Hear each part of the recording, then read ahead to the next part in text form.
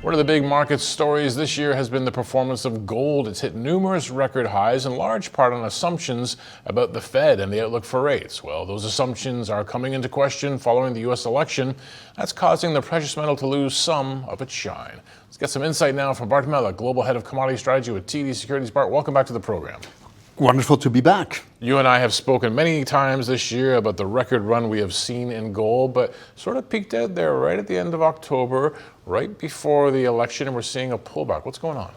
Well, as you know, we've had record after record ahead of the elections, and there's a variety of reasons why gold has done so spectacularly well. One was central bank buying, a lot of physical buying earlier on, and that was all happening as the Fed was tightening, which normally would mean that gold doesn't do well. And we've had, after that, promises of very robust monetary easing from the Federal Reserve. That got some investors back in. And more recently, we were worried about a potential crisis in the United States following the election. There were concerns that there may not be a clear winner, there might not be a peaceful transfer of power, and gold rallied and rallied. Now we've had a reversal. Number one, there is really no ambiguity about who won. American political map has been painted Republican red. It certainly looks like they have the presidency, the Senate, and now the House. I think that was announced yesterday, and there are some implications. One, market is looking forward, and we've been very bid on the risk assets. And when equities do very well, you may not want a hedge asset such as gold, at least for now. So some investors may be a little guarded about buying something that may not go up as quickly as equities. The investors are also looking at the possibility that the Federal Reserve might not be as robust in its move of the Fed funds rates lower. And the reason for that is the Trump policy could very well mean that we're going to see a very, very large increase in tariffs across the board, and that is generally seen as inflationary. We could see stimulus in the form of tax cuts, so that means the economy could be better than we thought. So a combination of I would call it a negative supply shock from tariffs, an economy that continues to receive stimulus may actually, may not be slowing down as we anticipated. And therefore, the market is saying, well, look, maybe the Fed won't be as aggressive as they have been. At the first pull of the trigger, and then we'll see. We certainly think that there's one more this year, and then it's going to be unlikely that the Fed continues. I think it'll be wait and see. What does the gold investor do? Well, they've been positioned for instability. They've been positioned for lower rates, and if that doesn't happen, they may not want to hold on to a so-called zero yielding asset.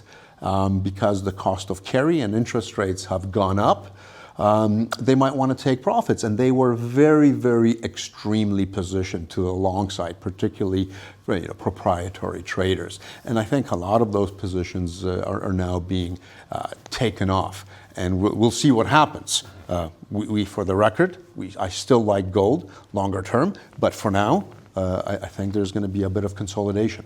Yeah, because we have seen from those highs right at the end of October, it's been a 9%, 10% pullback. So we're talking about a correction after this run. This is the near term, and these are all the things that the market is concerned about in the near term. You said longer term, things might look better. What would some of the catalysts be? We get Trump into the White House in January. That's when sort of all this begins, and we'll see how quick he acts on different policies and what it could all mean longer term. Well, certainly it's very likely that they're going to try to go with their key policies first. They control all the levers of power in America right now. So you kind of have to strike while the iron is hot. So tariffs, probably in some form, they're happening. Well, we're going to think that maybe there'll be some inflation down the road because of it. On the other end, it could very well mean that taxes go down. Again, stimulus, potentially more inflation. And it's not all clear that this Federal Reserve will get, when we're saying the Fed slows easing, that's what we're saying, slowing easing, not that it reverses course. There could be a risk that we could see, a resurgence of inflationary pressures and a Federal Reserve that is continuing to add accommodation, albeit at a slower rate, but still adding. And then the question for the market is going to be what happens to real rates? And what could happen is we could see real rates be lower on the short end of the curve than historically. And that means that you might want to buy gold as protection.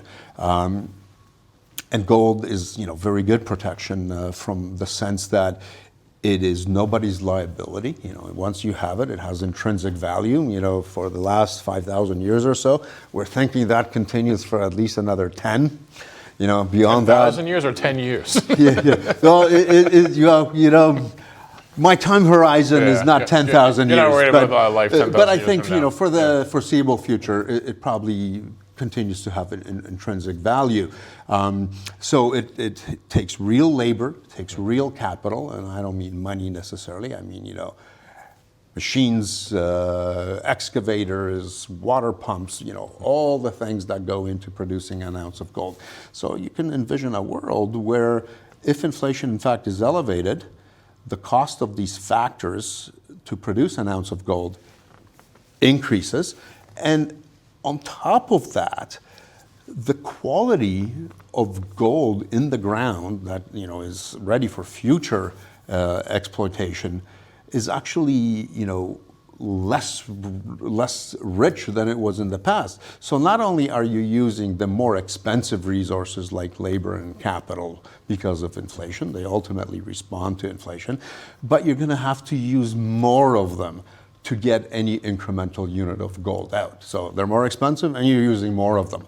And that gets factored into the price of gold over the long term, making it a very good hedge against a time where you might see interest rates not keep up with inflation as they have in the past.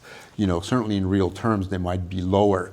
And that means that gold could give you a better return than the fixed income market over the long run, making it a good hedge asset. So we do like gold for that fundamental reason.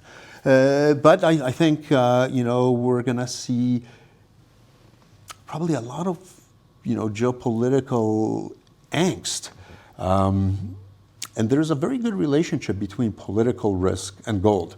Higher the risk, the better gold tends to do. And the Trump administration doesn't strike me as a regime that is going to be soothing and try to calm things down. Maybe quite the opposite. We're going to, I think, get adversarial with China on the trade front. We don't know what happens with Taiwan, but generally the combination of geopolitics and worry about high debt levels because they are going to be, cutting taxes and probably not cutting spending all that much. And I'm not convinced that, tariffs are going to generate these huge windfalls in revenues either. So you will have central banks or large asset holders of US dollars worry about future purchasing power, and then folks that have perhaps a beef with America in the future, like Russia had recently, where half of their assets, hundreds of billions of dollars worth, were kind of rendered useless.